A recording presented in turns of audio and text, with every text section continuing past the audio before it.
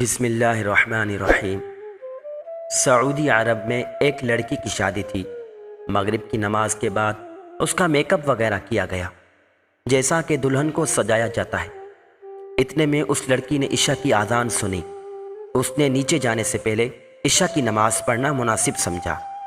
لڑکی نے اپنی ماں سے کہا کہ میں وضو کر کے نماز پڑھنے لگی ہوں۔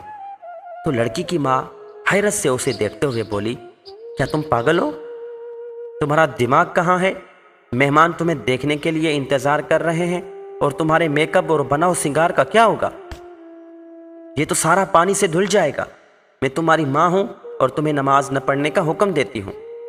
اور کہا، واللہ اگر تم نے ابھی وضو کیا تو میں تم سے ناراض ہو جاؤں گی، تمہارے ساتھ بات نہیں کروں گی۔ بیٹی نے کہا، اللہ کی قسم، امی جان میں یہاں سے تب تک نہیں جاؤں گی جب تک نماز ادا نہ کر لوں۔ میں کسی کو خوش کرنے کے لیے اپنے اللہ کی نافرمانی نہیں کر سکتی۔ اس کی ماں نے کہا، مہمان تمہیں میک اپ کے بغیر دیکھیں گے تو کیا کہیں گے؟ وہ تمہارا مذاق اڑائیں گے اور تم کسی کو بھی اچھی نہیں لگو گی۔ لڑکی ماں کی بات سن کر مسکراتے ہوئے بولی، آپ اس لیے پریشان ہیں کہ میں لوگوں کی نظر میں خوبصورت نہیں لگوں گی، لیکن میں تو اپنے پیدا کرنے والے کی نظر میں خوبصورت بننا چاہتی ہوں۔ میں اس کی نظر میں خوبصورت بننا چاہتی ہوں۔ لڑکی نے وضو کیا جس کی وجہ سے اس کا سارا میک اپ اتر گیا، لیکن اسے میک اپ خراب ہونے کا کوئی افسوس نہیں تھا دوستو، اور نہ ہی لوگوں کے اچھا اور برا کہنے کا کوئی خیال تھا، کیونکہ اسے لوگوں سے زیادہ اپنے اللہ سبحانہ و تعالی کے سامنے سرخرو ہونا تھا۔ اسے لوگوں سے زیادہ اپنے رب کے سامنے اچھا بننا تھا۔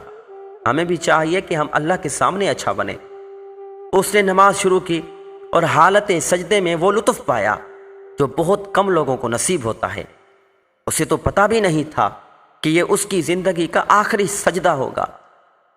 نماز اس طرح پڑھو کہ یہ تمہاری زندگی کی آخری نماز ہے۔ ہر نیک کام اس طرح کرو کہ یہ تمہاری زندگی کا آخری نیک کام ہے۔ میرے محترم مکرم قارئین و کرام، وہ لڑکی حالت سجدے میں اپنے خالق حقیقی سے جا ملی۔ کیا خوبصورت اور عظیم اختتام تھا۔ اللہ تعالی ہر مسلمان کو یہ اختتام نصیب کرے۔ وہ اللہ کو قریب کرنا چاہتی تھی، اللہ عز و جل نے اسے اس حالت سجدہ میں اپنے قریب کیا جہاں ہر مسلمان اللہ کے قریب ہوتا ہے۔ اگر آپ میں سے کوئی اس لڑکی کی جگہ ہوتا تو کیا کرتا؟ نہایت معذرت کے ساتھ کہنا پڑتا ہے، نہایت معذرت کے ساتھ یقیناً نماز کو ہی چھوڑا جاتا، جبکہ زندگی کے ایک منٹ کا بھی بھروسہ نہیں ہے۔